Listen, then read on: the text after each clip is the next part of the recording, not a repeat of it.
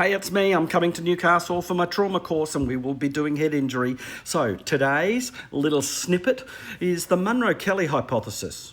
If you've done trauma, you've heard about this. You don't have to remember it, but it's just a nice little concept to understand raised intracranial pressure in the context of a bleed in the brain or a head injury, a bang on the head, swelling, inflammation, infection inside your scone, one of those. So Munro and Kellie were a couple of doctors from Scotland in the late 1700s, early 1800s, at or around 1820, 1830, somewhere in that decade, sort of the 1820s.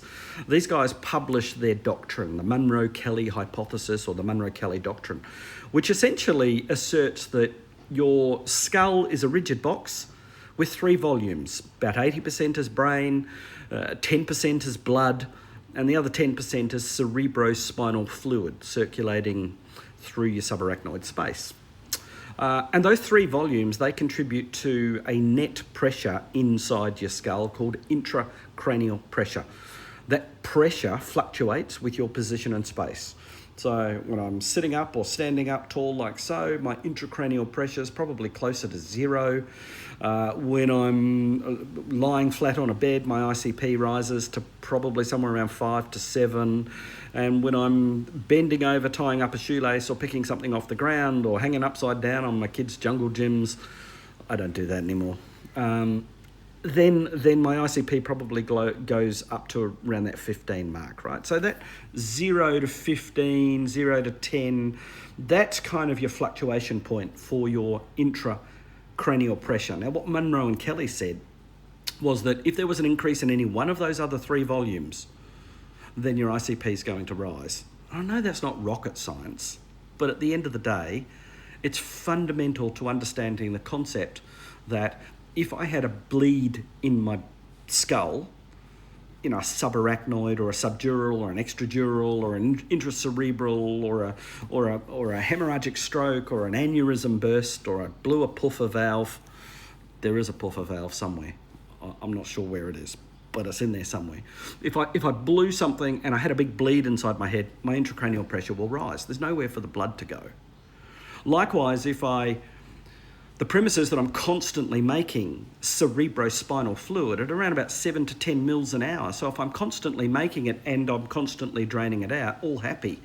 But in some individuals, they might be making cerebrospinal fluid, but they have an outlet obstruction, and this can cause them to have intracranial hypertension inside their head. The pressure goes up, yeah? Little babies born with spina bifida can sometimes develop hydrocephalus, and they need to have one of those VP shunts put in to drain that fluid to keep the pressure down, right? So if there's a blockage to your cerebrospinal fluid output or outlet, then ICP can go up. And then, of course, cerebral mass itself.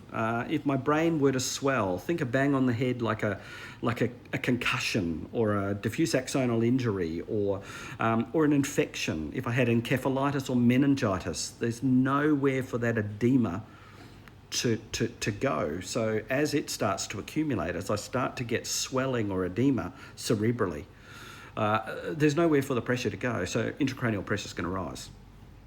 Now, the point is this: as intracranial pressure rises, perfusion of the brain drops.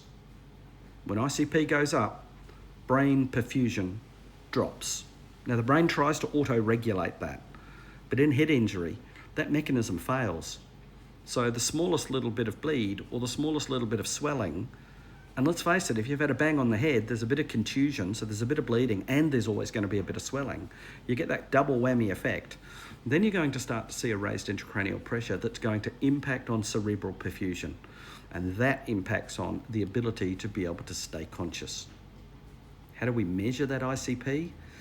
Well, if you're in a really sophisticated intensive care unit that can drill an intracranial bolt into your skull and actually measure it on a manometer line, then sweet. But we don't all have that. Most of us are working not in a neurosurgical intensive care unit. And so how we determine that intracranial pressure is rising or falling is with an assay of observations. The Glasgow Coma Score is probably the most important of those. Pupil response, limb power, And of course, vital signs, specifically looking at things like somebody's blood pressure, mean arterial pressure. Anyhow, let's unpack more of that in end of November in Newcastle. Meet me there, 24, 25.